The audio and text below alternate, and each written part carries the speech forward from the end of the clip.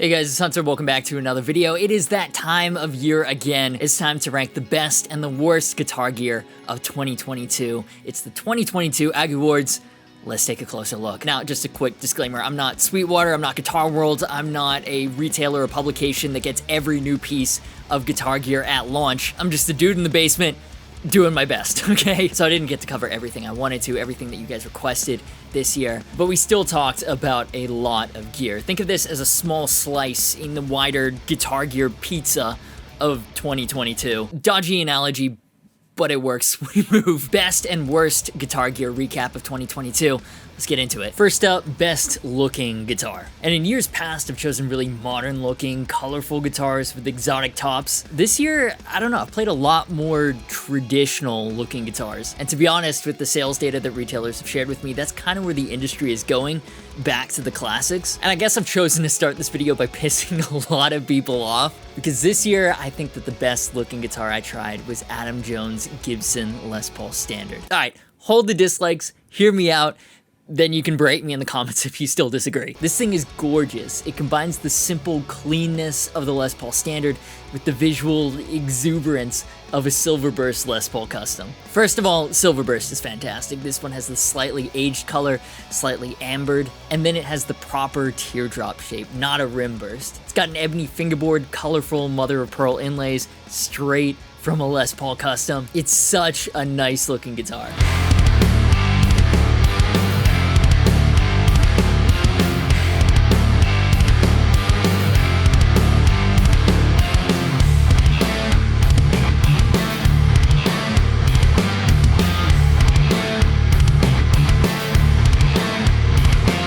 I'm not going to sit here and say it's a modern take on the Les Paul Standard, because it's not. It's a guitar from the 50s combined with a guitar from the 70s, but the combination is absolutely fantastic. But of course, best looking is completely subjective, right? There's some people that absolutely hate Silverburst and people that find Les Paul's outdated relics, but nah, a Les Paul Standard with visual cues from a Silverburst Les Paul Custom is insane, and I love it. And there are definitely a few honorable mentions in this category. The Herridge H150 Standard is one of them, and I strongly consider this as the winner. The reason it's an honorable mention and not winner of the category is it's not a new look at all. It's not even a combination of old and old to make new. It's just a really nice looking classic guitar with a great figured top in Dirty Lemon Burst. Looks amazing, just nothing new about it.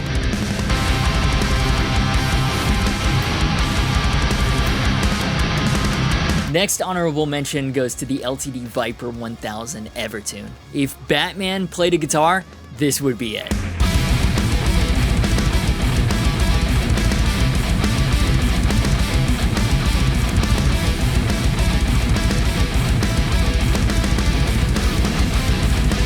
The satin color, the body contours, it's like a stealth black Aventador turned into a guitar. Again, it doesn't reinvent the wheel for metal guitars, but it's just so clean and well executed.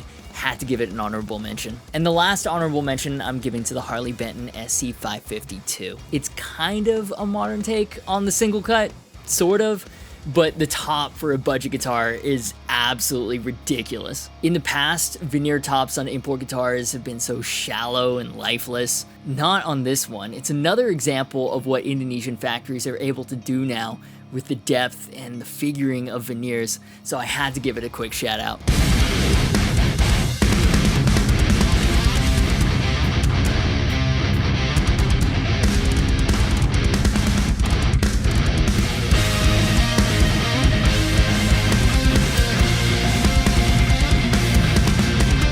Next category, best unique feature. This is always a tough one because unlike cars or like tech, guitar technology doesn't really change every year. It doesn't really advance year on year. We're a stubborn bunch. That being said, the slick SL52 does things in a way I've not quite seen on any other budget guitar before. For 200-ish bucks, the sandblasted ash body is absolutely ridiculous on this instrument, but once you actually hold it in person, it's clearly a different kind of sandblasting compared to the ones you normally see. It's lightly textured, more colorful. I've not seen it on any other guitar, even higher end ones. It's cool, it's unique, and that's why it's my pick for winner in this category.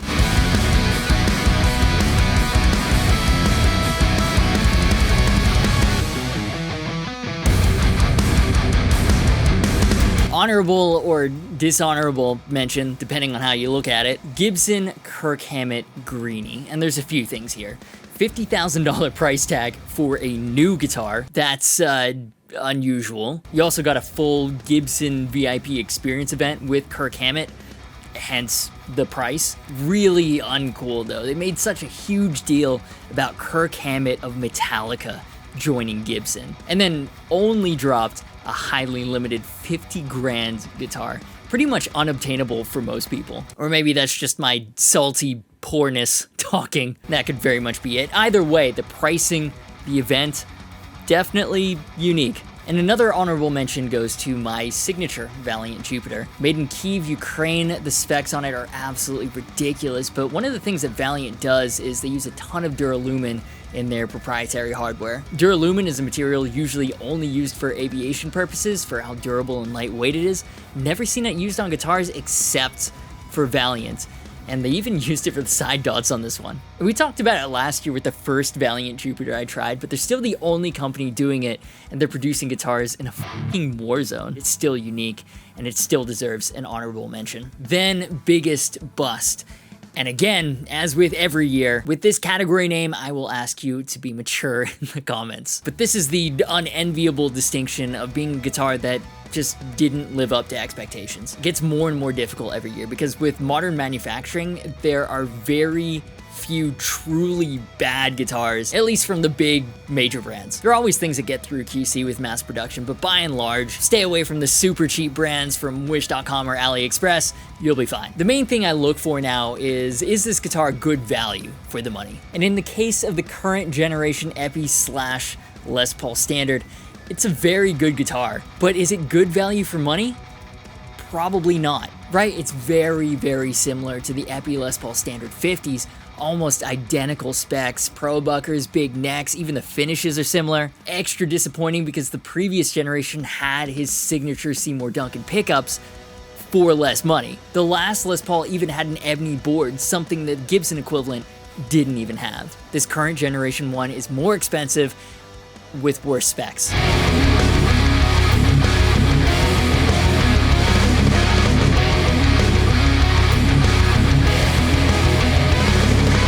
And I love Epiphone. This channel is basically built on Epiphone and LTD demos. And part of the reason I love Epiphone is they've always been an accessible brand. But if we're talking honest, tough love, some of the signature pricing is getting a little out of hand. It seems like they're trying to Gibsonify it, like make the artist models desirable as collectibles. From a business perspective, it makes sense. Elevate the premium stature of the brand, as Gibson has. But the collectability is inviting scalpers to snap up all the inventory before actual fans or players can get their hands on them. Just look what's happened with the recent Adam Jones launch. 800 units all gone before it was even listed on Sweetwater. Gone so quick from Thomann, I got a lot of EU comments like, why was this a US exclusive launch? It wasn't. They just literally sold out that quick. And how many of them are up on Reverb at about $2,000 right now? And again, from a business perspective, good for Gibson, good for Epiphone, but from the cultural perspective, for lack of a better term, I don't know, man. It invites a wider conversation about how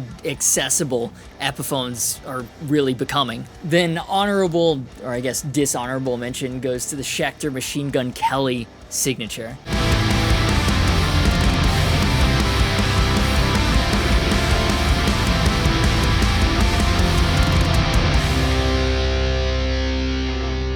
Now, to be clear, I really like the guitar. It's pop punk as hell. Super simple, one pickup, hot pink with black binding, black satin neck.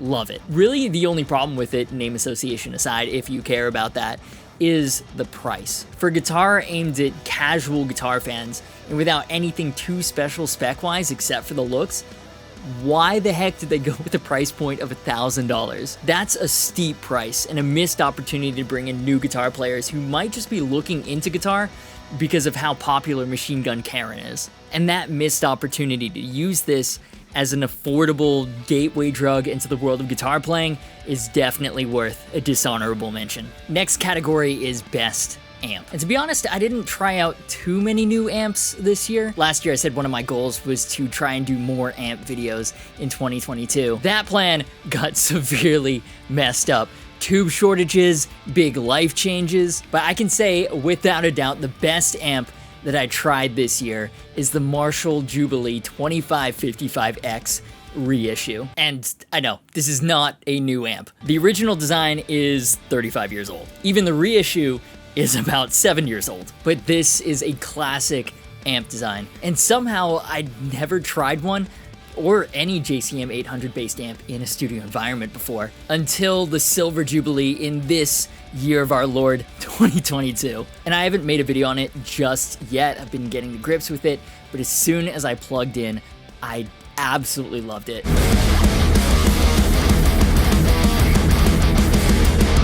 I mean, there is a reason this amp is a classic and they had to reissue it. And it's funny, no modern features, no noise gates, no IR loader, not even independent EQ for each channel. It's almost a breath of fresh air in the world of space shuttle-esque tube amps. And don't get me wrong, I love those, but this amp is nothing but pure f***ing tone. And even though I haven't uploaded a dedicated video on the Silver Jubilee yet, I've been using it more than any other of my amps recently, including for work. Love it to death, already know it's going to be a forever amp. Look out for that demo video early next year. Honorable mention goes to the St. James series, the world's lightest 50-watt valve amps, as Blackstar likes to refer to them as. They've got a lot of cool features and innovations to achieve that lightweight. Sound-wise though, I tried the 6L6 variant and it's good without being remarkable. The best way I can describe it is it's an amp that sounds like an amp.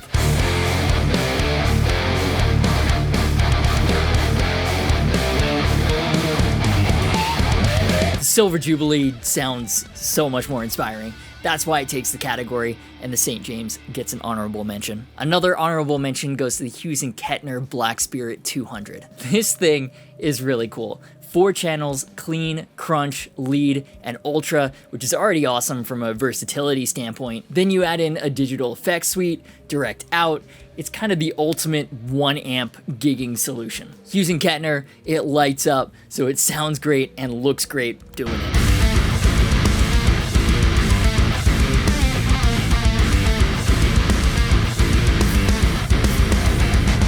Plus, it's tube shortage proof while still having a very tube-like response. It launched a while ago, still holds up in 2022, and that's why it gets an honorable mention. Then Best Plugin, and this is something I've only recently come around to. For a while, I was 100% a tube amp guy. Nothing else would do. Wasn't really convinced by plugins. They sounded fake, felt artificial. Only about a year ago, Neural DSP changed my mind on that, and in 2022, they're still the gold standard for plugins that feel and sound natural, in my opinion. NDSP's SLO plugin was my go-to for a while. That was until Archetype Rabia came along. Instantly took over as my go-to. The dirty sound has a dark, Britishy tone to it. It's probably modeled after his preferred Victory Kraken. It sounds kind of orange rock reverby, super mean sounding.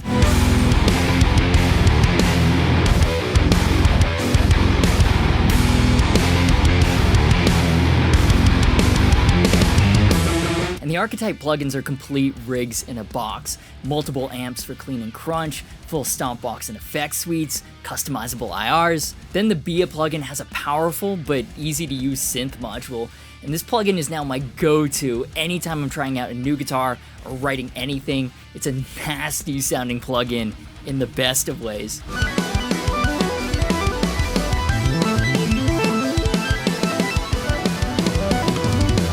And while that's the only plugin that I made a full demo video of in 2022, quality has risen a ton across the board last couple of years as technology improves. Plugins, even free ones, are getting so much better, which is amazing for players. I'm hoping I get to include other companies in this category in 2023, but as of right now, from what I've tried, no one touches Neural DSP when it comes to natural feeling and natural sounding plugins. And from my perspective, Archetype Rabea is Neural DSP outdoing themselves yet again. Then, most surprising guitar of the year. Now, I really wasn't expecting to like this guitar pretty much at all. The Jackson American Series Soloist. Super Strats, not something I'm normally into. Jackson, I've had decent experiences with their import stuff. I've also had really disappointing experiences with Jacksons too. Even though this is the first time Jackson's come back home to the US in years, I still wasn't expecting too much. Maybe a nicer guitar than I've played from Jackson, but still, no big expectations. But holy sh*, if this guitar didn't sell me on American-made Jackson guitars. In principle, I already knew what I was getting myself into. In practice, oh my god, this guitar was so much fun. Again, totally not my type of guitar, but the playing experience was awesome. Inspired one of the best demo tracks I made all year. Was not expecting that at all.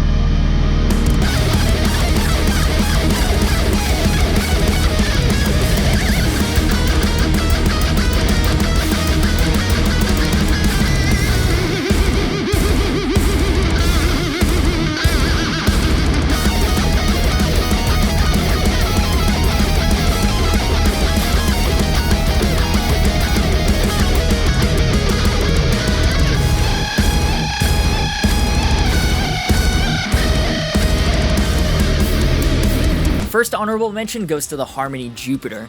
This guitar, man. The most popular guitar shapes are already old school, but this takes old school to the next level. Harmony is a brand that technically predates both Gibson and Fender. They were recently relaunched with a new premium American lineup, and this Jupiter is a great guitar, kind of an in-between of a Les Paul Special and a Telecaster. And it might not look like the most natural choice for the job, but the thing fucking chugs.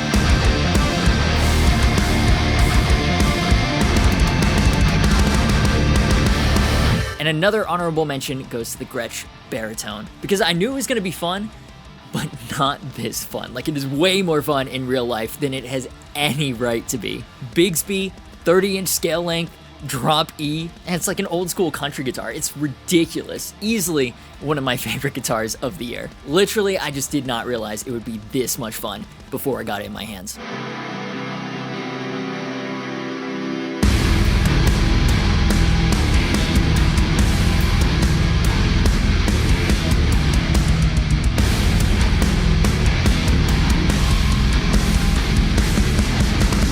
Alright, so next category is Best Budget Guitar, but first, speaking of surprises, it's surprisingly easy to get your music onto all the major platforms, Spotify, Apple Music, all the other ones, with today's sponsor, DistroKid. And DistroKid has been a long-standing great supporter of the channel. If you've somehow never heard of DistroKid before, let me be the first to introduce you to YouTube. And they're an amazing service. I use them myself. They are hands down the best way to start making money off your music by getting it onto all the major platforms. Uploading is super easy. It takes just a few clicks. If it's a cover, they'll even help with the license, which, trust me, can be a complete pain in the butt, so that's very, very helpful. And in fact, that's a huge reason why I love DistroKid. It's incredibly easy to use, and they're always actively adding features that improve the service for modern artists in this digital world. Case in point, splits. Everyone's collaborating with everyone. It's an amazing part of making music, and at the end of the day, you want to make sure that everybody's getting their fair share. DistroKid makes it incredibly simple. In fact, Andrew Bannon and I used it with our metal cover of the Fox NFL theme. It was super easy to set a 50% split on upload, and you can change that percentage at any time. Please don't though, Bannon, that was my top earner this year. And again, since it was a cover, DistroKid automatically got us the license. I cannot stress how nice that is. It just makes collaboration so much easier. So if you make music, you want to get it out there, turn your side hustle into possibly something more, you should definitely be using DistroKid. Pricing starts at just $20 a year for unlimited uploads. You keep all your revenue, and if you use the link in the description, they're offering you guys a bonus discount. They're amazing, not just the team and the service, but also the support on the channel. They're legit the gold standard for getting your music online and in front of the world. Speaking of gold standards though, let's get back into the Ag Awards. Alright, next category, Best Budget Level Guitar. And this category kind of changes scope every year. Prices, you gotta calm down, okay? chill. Value level I define as higher than budget level, but not quite as high as upper tier either. And this year I'm defining the range as $500 to $900 new. So for the second year in a row, PRS takes it with the SE standard 2408. And right now, PRS SE dominates what I've defined as the value level category. There's simply no other brand that touches them in this category in 2022, because the build quality is comparable to the high end of other big name import brands, but the price is comparably lower because they generally use their own proprietary branded OEM hardware. They don't really use name brand components unless it's a particular artist model. You know what I mean? So you get that same high level of build quality, but at a more accessible price. And the 2408 refers to the 8 different pickup combinations you get by being able to individually split each pickup using the 2 mini toggles. It's simply the most versatile platform PRS has, which is why the custom 2408 took it last year, and the standard 2408 is the most accessible the platform has ever been, which is why it wins the category this year.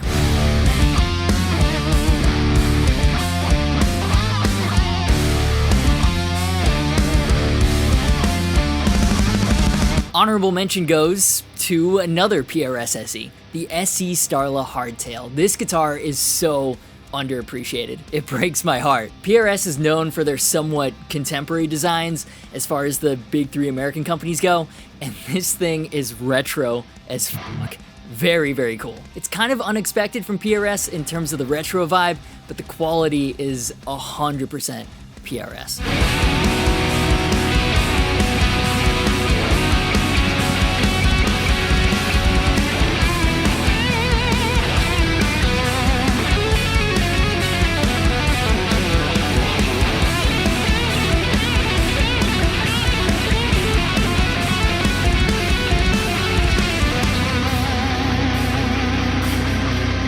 Next category is most fun, and there were definitely a number of guitars that stood out in this category. The honorable mentions rankings are a toss-up, but there was one guitar that definitively stood above the rest. It's the fucking Gretsch Baritone. What a goddamn monster of a guitar. No joke, my 2 favorite tracks that I wrote this year were with this guitar. Drop E with a goddamn Bigsby. I fucking love this thing. An extra fun element is this isn't even close to the most expensive guitar I tried this year. It's actually more on the value side, actually, and it was still the most fun guitar that I played this year. Just absolutely ridiculous in so many ways.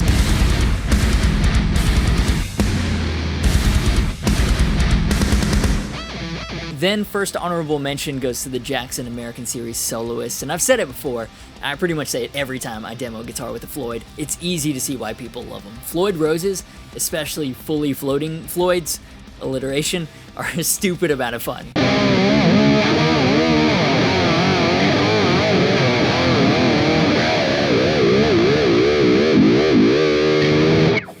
They're just a pain in the ass to set up and maintain, so that's not fun, but the guitar still deserves an honorable mention. And second honorable mention goes to the Kramer Guy Fieri signature. This Hot Wheels-ass guitar is ridiculous in just about every way. It doesn't take itself seriously at all, but it sounds good, it plays well, and it's got a non-recessed Floyd with a D-tuna, so that's why it also deserves an honorable mention in this category.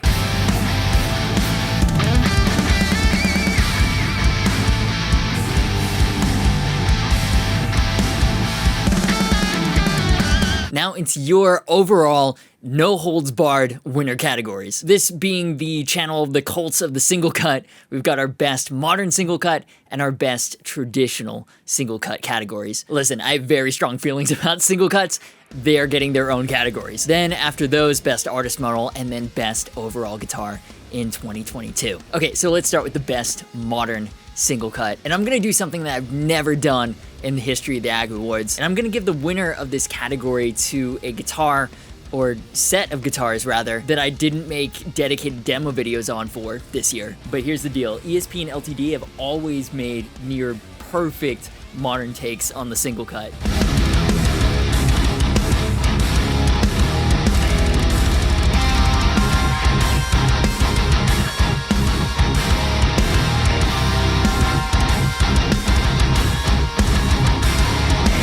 Thin U neck shape is still my absolute favorite, and the set through neck carve is incredible as far as single cuts go for comfortable upper fret access, and they've outdone themselves by dropping some truly outrageous single cuts this year. Last year, they introduced stainless steel frets to all their 1000 series guitars, which is already ridiculously cool and a massive feature they have over a lot of other guitars in the same price range. And then this year, they released a 27-inch scale-length charcoal metallic baritone with fluences, a couple of their 1000T CTM models, which are full thickness. Vintage gold satin looks insanely cool, a modernized classic.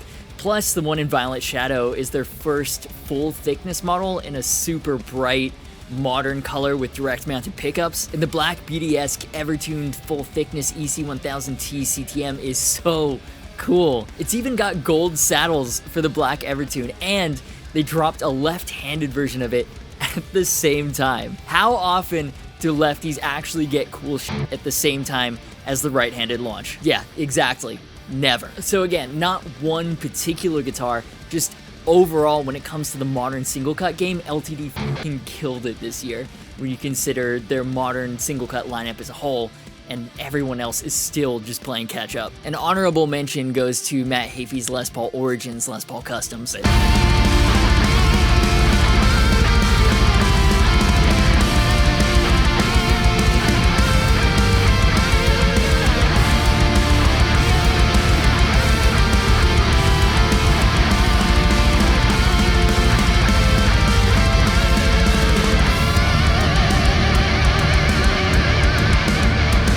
It was a long wait for these. I was making videos about how hyped I was for like 2 years. They finally dropped, and it's one of Epiphone's coolest releases ever. Modernized Les Paul Custom with a unique blend of features that's more traditional to what you'd find on a super modern single cut like an LTD or a Schecter. What's really cool about this release is all the variations. Black and white, the classic Les Paul Custom colors, 6-string and 7-string, and every combination comes in left-handed as well. Again, lefties usually get left out of the major releases, so you love to see them get thrown a bone with this one. Plus, I'm pretty sure it's the first time that either Gibson or Epiphone have released a 25.5-inch scale-length 7-string guitar, and it just so happens to be in the form of a Les Paul Custom with Fishman fluences.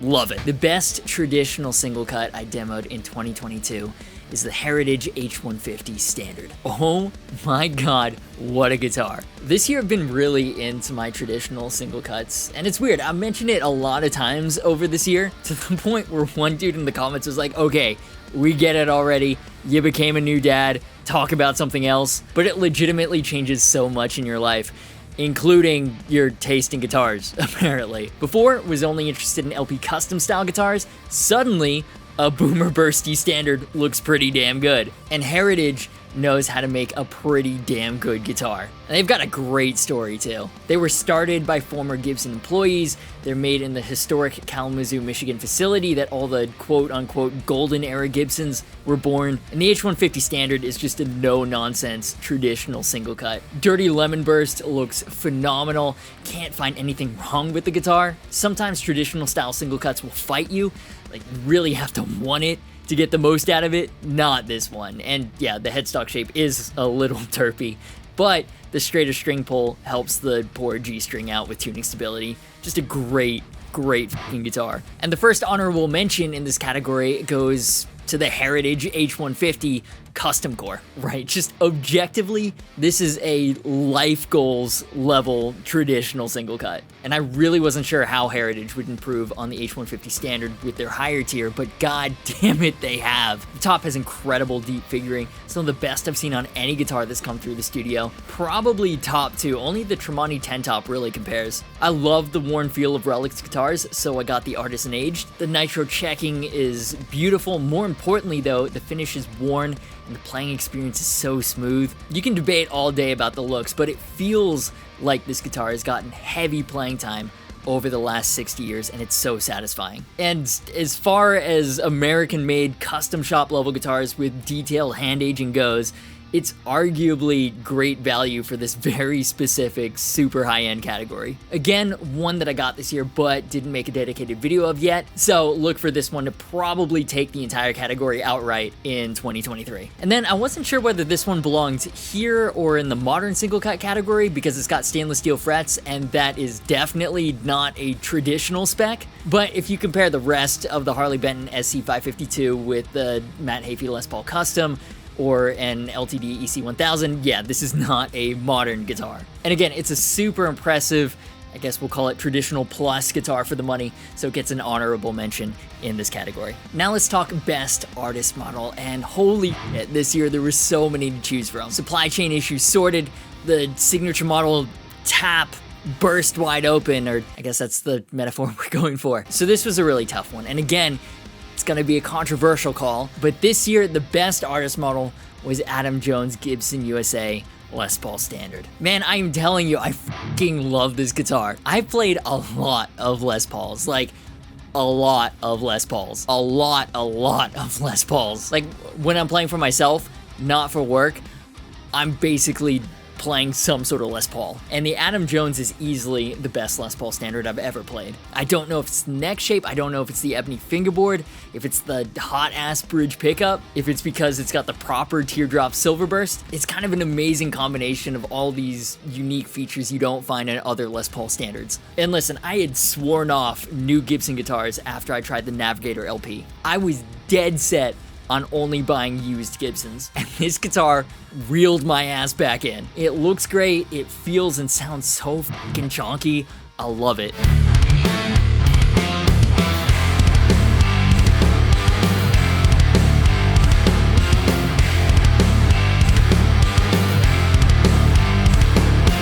One honorable mention in this category goes to Matt Heafy's Les Paul Origins, Les Paul Customs. Again, just modernized Les Pauls that are kind of surprising in the spec choices that don't follow every other quote-unquote modern Les Paul. These are modern Les Pauls that still feel very Gibson-y, if that makes sense. Another honorable mention goes to Sean Long's Charvel's signature, and this could have easily been the best artist signature of 2022 for me. I'm 100% a Les Paul person, and this was still one of my favorite guitars released this year. I didn't release a dedicated demo video on it yet though, so I'm giving it an honorable mention instead. Everything's filmed, it's being edited. It's just my stupid, slow production process that's holding it up. So I'll tell you now, it's got a solid chance of taking the category in 2023. And another honorable mention goes to Charvel, Phil Segroso of As I Lay Dying's signature model. Now, As I Lay Dying might be a bit of an unstable commodity right now, but conceptually, as a guitar, it's so sick. Silver burst with the Floyd single Fishman Fluence black anodized pickguard. And if this year's Charvel, Fender, and EVH guitars are anything to go by, Fender's Made in Mexico guitars are taking rolled fingerboard edges to the next level. I really wanted to demo one, but my ass is just taking forever to get the Sean Long and EVH 5150 series videos done. So again, it's one I look forward to demoing next year. And the last honorable mention goes to another guitar I have not tried yet, but I'm stoked to try out next year. Josh Smith of North Lane's 7-string baritone. 27-inch scale length, roasted maple neck through, ebony fingerboard, Evertune, unique humbucker single bare knuckle impulse pickup combo, and in a gorgeous dark surf green color with a matching headstock. Stupid cool guitar. One I'm confirmed to be demoing next year, can't wait. Still had to give it an honorable mention in this episode because it's easily one of the cooler, more unique guitars released this year, not just from Jackson, but just in general. And oh wait, I missed an honorable mention. I forgot about Slash's Gibson Les Paul 4. It was a while ago, but I demoed that this year, and it's not so much the guitar itself, although I still really enjoy it. In terms of Gibson's traditional standards, like between this, the standard 50s, the standard 60s, I'll choose this every time. There's something special about the pickups, and this being limited edition, the color is really cool. But over the last couple of years, with how difficult it's been to travel and coordinate anything, we've kind of lost the concept of an artist model being a full experience. I've talked about it before, Epiphones used to at least come with the signed certificate of authenticity. A small gesture, but it really adds a lot. Slash's Gibson Les Paul Standard 4 though, that set a new gold standard for a signature model experience. It came in this big custom case, all sorts of artist goodies, including a signed poster by Slash, by Miles Kennedy and the Conspirators, and even a vinyl of the new 4 record. You know, it's a true celebration of the artist, of his relationship with his gear company, and of a new full-length release. The guitar itself, I mean, Slash has so many signature Les Paul standards that are very similar at this point. It's a great guitar, but I'm gonna use that word again. The experience was next level, and that's why it definitely deserves an honorable mention.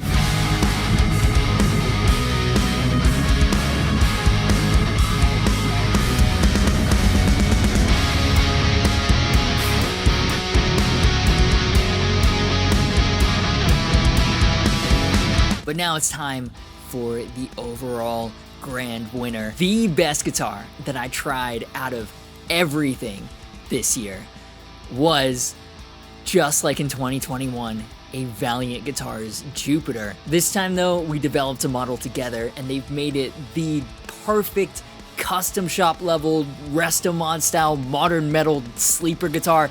Check this out. It looks like a vintage guitar in all its worn shell pink glory. He keeps everything I loved about their standard Jupiter: the bell bronze saddles, the ebony inlaid control knobs, the intricate fingerboard inlays, the roasted ironwood fingerboard, the Duralumin parts and accents. But then they've added jumbo-sized stainless steel frets, super tight and expressive bare knuckle polymath pickups, D'Addario auto trim locking tuners, and a titanium reinforced neck, all with a worn nitro finish and really rolled fingerboard edges. It has all the sound and reliability of a modern metal guitar with all the feel and comfort of a guitar that's been well loved and maintained for decades. This combination of feel and spec is so unique. It's not something anyone else does, let alone at this quality level in the middle of a goddamn war zone. And yeah, admittedly, I chose a lot of the specs, so I am a little bit biased. But again, especially given their situation, it's such an impressive guitar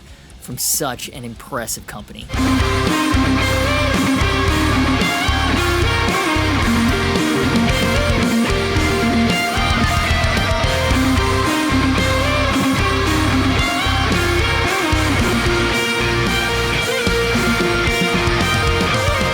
Mola Pink Valiant Jupiter is my guitar of the year, but there are a lot of honorable mentions in this category. First honorable mention goes to the Herridge H150 Custom Core. Again, objectively, this is a life goals level traditional single cut. I love this guitar, and it looks so fucking good. Needed another excuse to throw more B-roll in. One of the most premium level guitars I've tried ever. Another honorable mention goes to the LTD Viper 1000 Evertune. The SG has essentially reached its final form with this guitar. Thicker body, slightly offset shape, and an Evertune, so the guitar is actually well balanced. And for yet another year running, I'm just blown away by LTD's consistency. And then, I'm not gonna count this as an honorable mention, but also kind of more like a PSA. I hear your questions. Here's some more details about my signature Harley Benton Ash Blasted prototypes. The goal with these, just as it was with the original 2 years ago, was to cram as much spec per dollar as possible into these guitars and do something unique that no one else is doing in the affordable guitar space. As far as I know, no one else is doing roasted maple necks, ebony fingerboards, extra jumbo stainless steel frets, and carved sandblasted ash tops on a 25-inch scale length single cut at any price point, let alone in the affordable category. And I cannot wait to show you guys the finished versions next year. So that'll do it for my best and worst of 2022 list. Again, this is just from the selection of gear that I had the privilege of trying on the channel this year, plus a few extras that I didn't, but you know, allow me. Definitely looking forward to hearing how wrong I am in the comments down below. But yeah, those are my picks. Let me know which ones you agreed with me, which ones you didn't, and most importantly, why. But that will do it for this year's Ag Awards. If you made it all the way this far, make sure you're subscribed, you got notifications turned on, that way you know the minute a new video goes live. Massive shout out to the awesome patrons who made this and all the other content possible in 2022. If you want to support the channel as well into the new year and get bonus extras, link in the description. You can also join as a channel member to get custom emoticons. We've got a limited edition winter merch drop. Get that before it's gone. Link to that as well as social media and our Discord server are in the description. As always, thank you so much for watching. You've been awesome, and I will see you for the next video.